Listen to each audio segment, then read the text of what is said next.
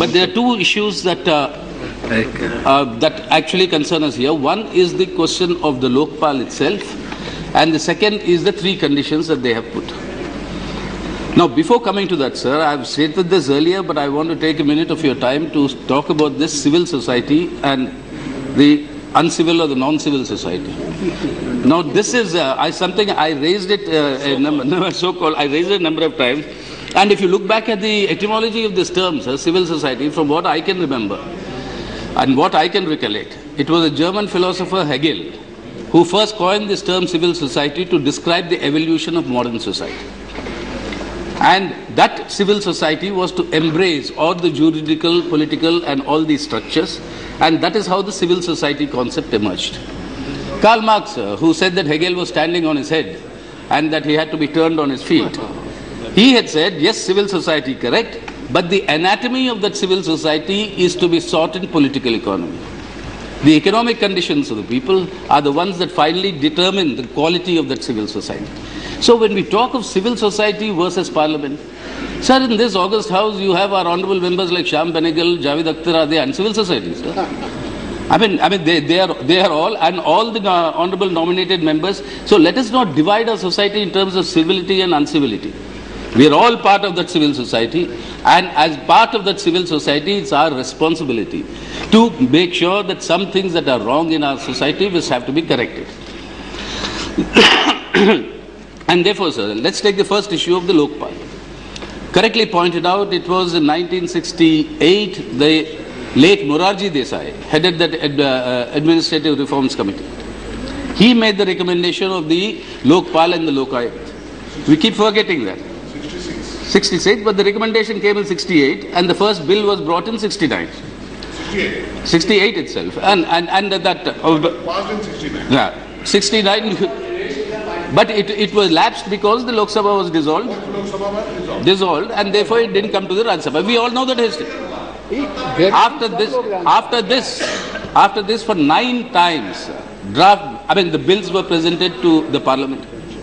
Now, what I'm trying to make here is that not that we are unaware of this process, or not that we are doing this bringing this institution of Lokpal in a great hurry, but 40 years, 4 decades of applying of the mind by the Parliament has gone through, and that has delayed this, and I think unfortunately delayed this, and I'd like to convey to the entire country, sir, through you, that this August House and the Indian Parliament, and including us, our party, the left parties, we have been consistently advocating for a Lokpal.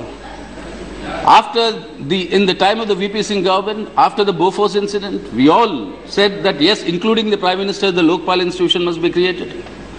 In 1996, when the United Front government was formed, the common minimum program that was drafted, we had a role to play in that, personally also, and 2 of the others who had a role to play that are today members of your union cabinet, who also jointly drafted that with me.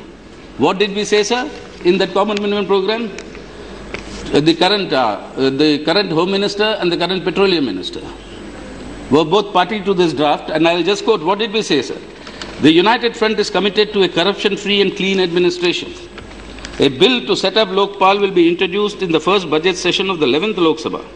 The bill will cover the offices of the Prime Minister as well. All members of Parliament will be required by law to declare assets annually before the Lokpal, unquote. We were party to this draft, sir. 2004, when the UPA 1 government was formed, we are party to a draft where we insisted that the Lokpal should be institutionalized, and that came in as a part of the common minimum program. So the left, we have been consistently supporting and wanting this Lokpal, but for various reasons, it has not happened, and it did not come about. But now, sir, the issue has become an issue of national concern. The Honourable Prime Minister saluted Anna Hazare the other day in the other house, saying that you brought this into public discourse and the whole country is now seized of this matter, which is very good, which is on the basis of that feeling. We must recognize 2 things, sir. One is that it has become such a popular issue, and where people are expressing themselves is a manifestation of the disgust that the people have against the unfolding of scams that have come in the last few months. scam after scam coming up, and the entire political class is being blamed, saying that it's because of you that this sort of corruption in high places is taking place.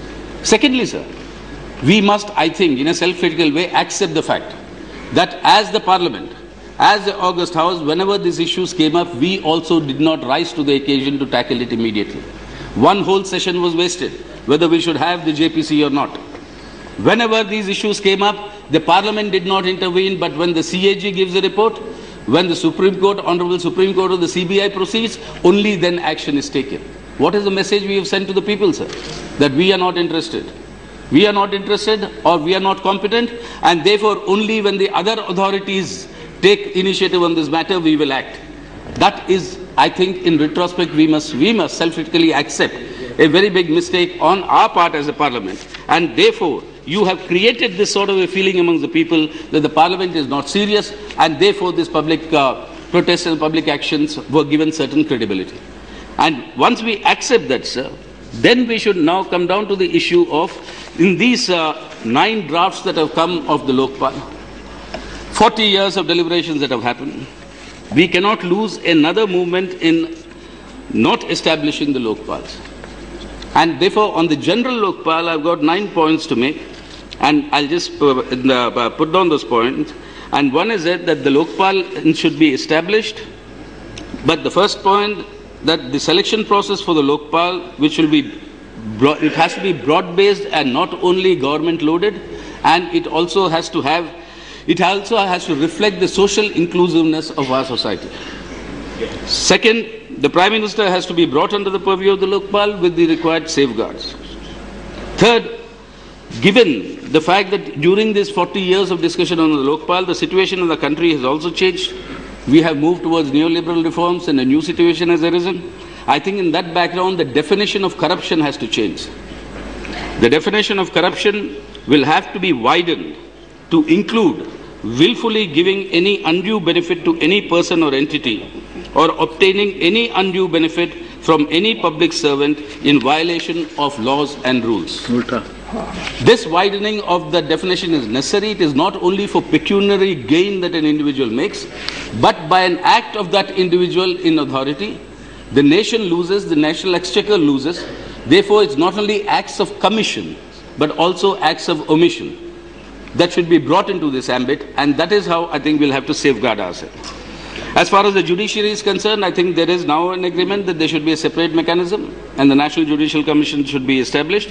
We have been asking for that for many years, and I think that should be brought about as soon as possible.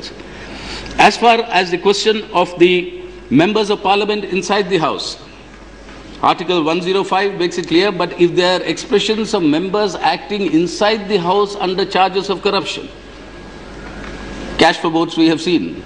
On such cases, outside of course, they will be part of the anti-corruption laws and acts that we have. They have no protection there. But inside this, we are willing to discuss whether how that should be brought about. But 105's provision, if necessary, we are willing to discuss if they need to be amended. But the question is, no act of corruption, even expressed inside the House, can also be avoided. And very correctly it was pointed out, in the Lok Sabha, we took action against our members of Parliament. In here also, we took action against our honourable members. So, I mean, that we are vigilant. But if that public confidence has to be given, that section can be strengthened, or that opinion can be conveyed, that this will be done. Sixth, Lokayutas in state level. Whether... I'll come to this later, sir, on response to the 3 questions. But I think the question of Lokayuta